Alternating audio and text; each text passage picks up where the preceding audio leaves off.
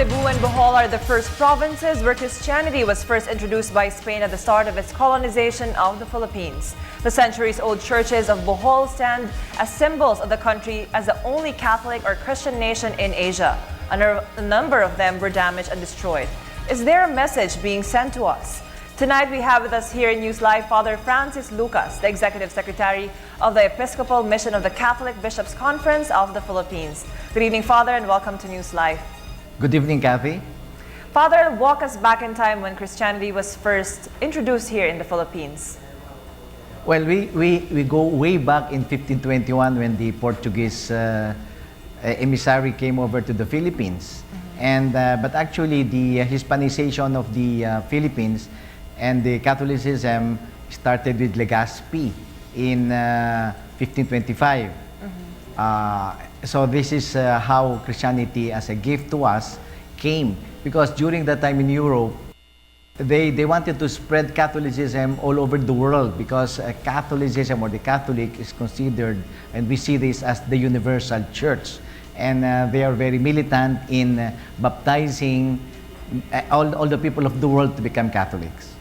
And Father, Cebu and Bohol were witnesses to these first events in Christianity in the Philippines. Yes, because that's where Magellan landed, and also Legazpi.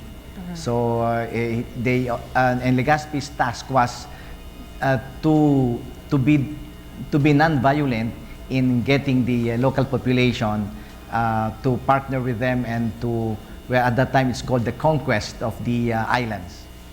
Father, in the house of worship of Catholics are churches, and a lot of historic or century-old churches were damaged during the earthquake. What were the particular ones that were of significance that were damaged recently? Well, there are, in Bohol, there are other smaller churches that were destroyed.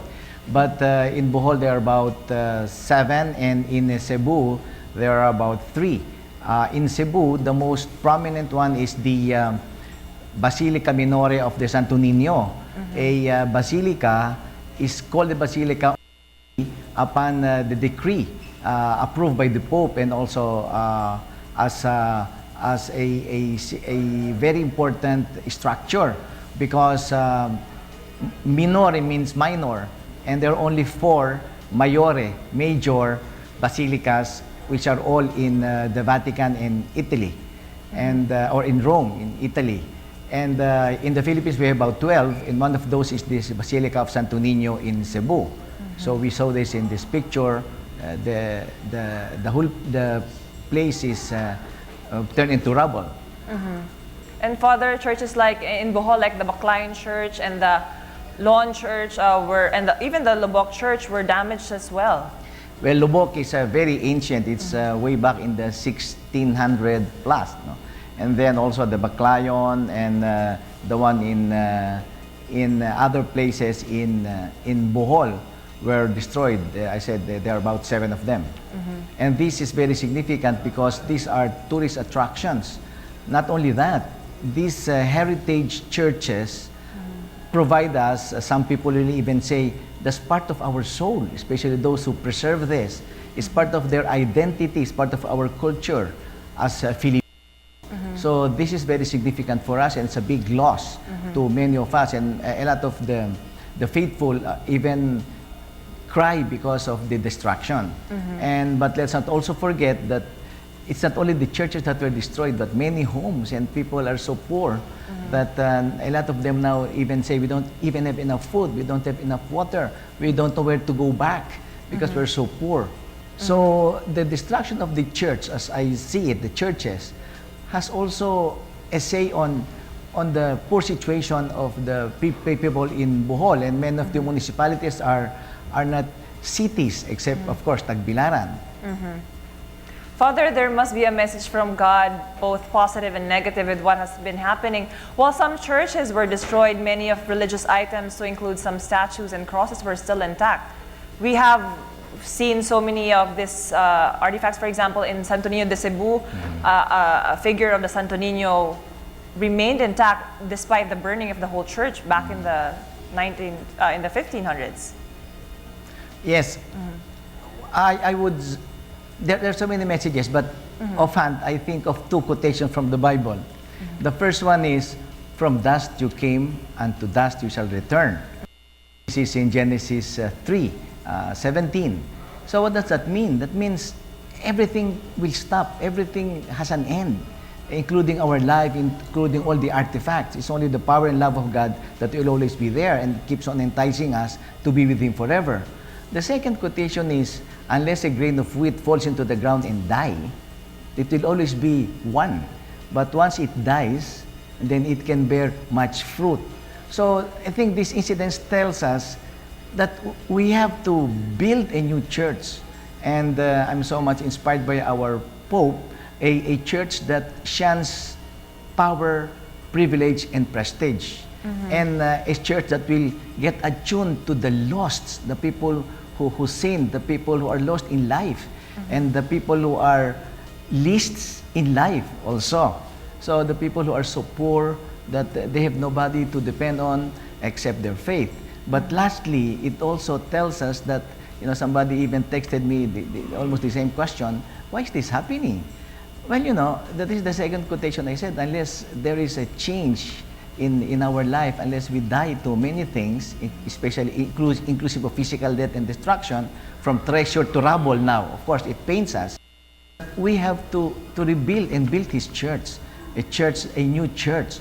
That's why also this year we are celebrating the Year of Faith, and in Manila and nationwide, we have the new evangelization, a new way of proclaiming the good news, especially to those who are lost and who are the least.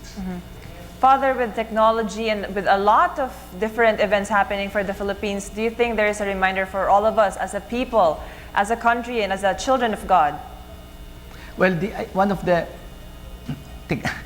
one of the main messages I would say is technology, science will never solve our problems.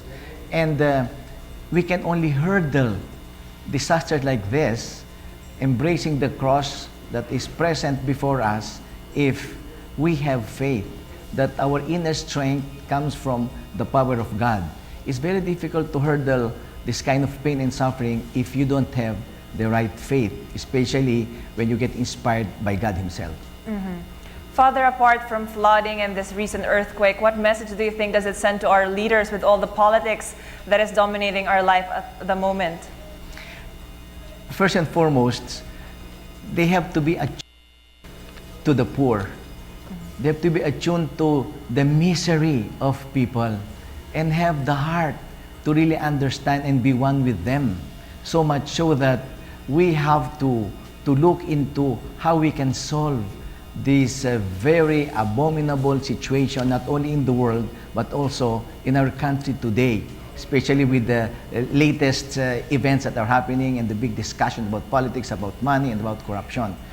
Let's not forget, from dust we came, and to dust we shall return. And finally, Father, kindly just for a prayer for our people in Bohol and Cebu, and of course the entire nation who are one with our people in Cebu and Bohol, in the entire Central Visayas, for what is happening right now. What I can say is, let's continue to pray, but not only using our lips, but also to have the right heart, not only to give relief just now, and so that we may be inspired by God to truly have a caring and sharing attitude with everyone who needs our services and who needs our care. All right, thank you very much, Father Francis Lucas of the CBCP. God bless, Father. Thank you.